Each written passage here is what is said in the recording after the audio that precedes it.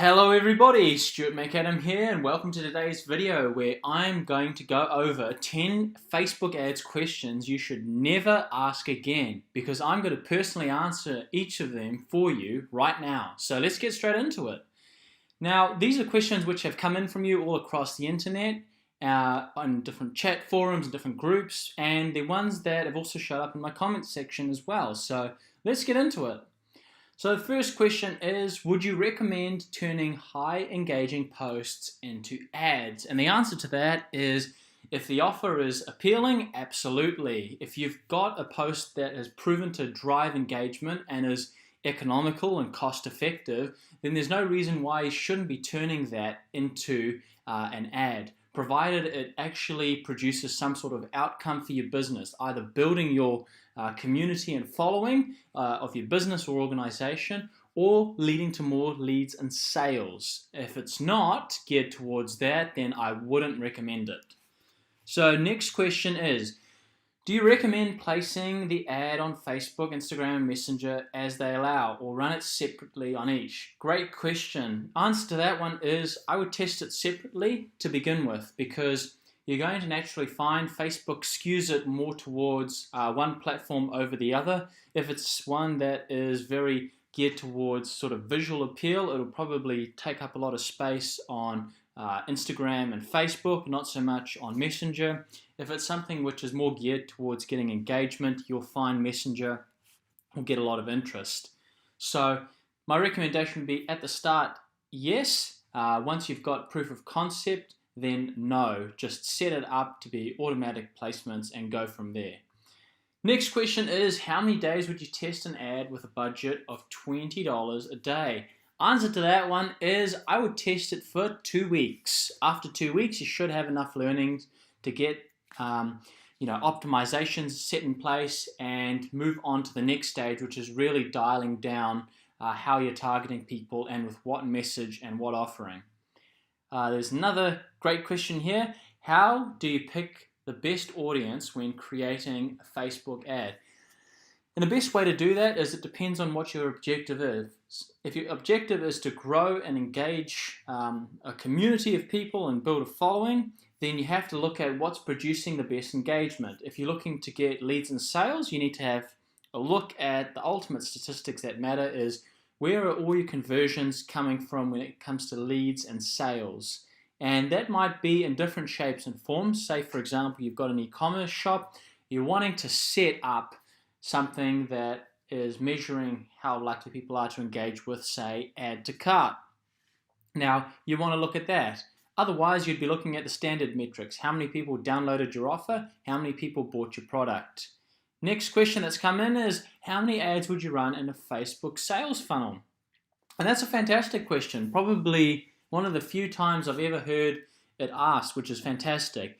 And the answer to that is, I would have at least 9 ads running in a sales funnel. So 3 at an awareness level, 3 at a consideration level, 3 at a decision level. So awareness level, you're trying to capture people's interest.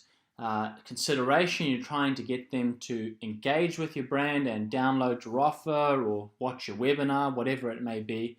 And at the decision stage, you're trying to get them to take action, book a call to speak with you, buy your product, get your course, and so on. So minimum of 9.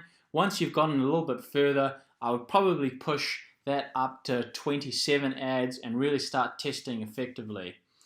Next question here is, how have the iOS changes affected Facebook ads? Now, that's a terrific question, because with the Apple iOS changes, there was a lot of initial concern and worry that it was really going to affect the overall results. What it's really done is that it's affected the reporting metrics and statistics. So one of the most important things you can have these days, which can counter the iOS changes, because the biggest mistake has been, or the biggest impact, should I say, has been the reporting metrics. They're not as accurate as they used to be. Not that they ever were super accurate and reliable. You always had to sort of check it against the data. But even now, more so, because they're using statistical modeling, it's not as accurate at all. So what it really requires you to do is match it against your actual hard data. Where are the leads and sales coming from? Where's the engagement? How many people are actually visiting your landing page? That is the biggest thing that has affected the iOS changes, is that the information is not as accurate on the Facebook platform. Next question is, are image ads better than video ads? That really depends on whether your offer and your image is good or whether it's rubbish. If it's really good and you've got an effective offer, then you're going to do well regardless of whether you've got an image ad or a video ad. One piece of advice for people that are looking to run video ads on Facebook, I would certainly say make sure you have got an effective set up for engagement level ads. Make sure you set up for 2-second views rather than through plays. Build an audience up as large as you possibly can. That is one of the best ways to make use of video ads.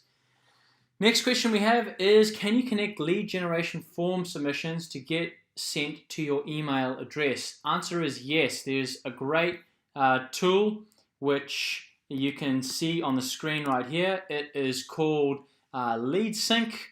It's an integration software that allows you to connect your email address to the Facebook platform, so that anytime someone fills in the lead submission form, they can get it sent straight to their email address. You can also use Zapier for that as well, although I've found Lead Sync to be a bit more user-friendly, and I would happily endorse them because I've used them before with my own clients, with agencies that I've worked with, and it's always been a very successful process. So that brings us to the next question, number 9. How effective are Facebook video ads? They are as effective as you make them out to be. You can either make a great success out of them or a terrific failure. It's really up to you to develop a compelling and enticing video. And the final question is, who are Facebook ad experts you follow?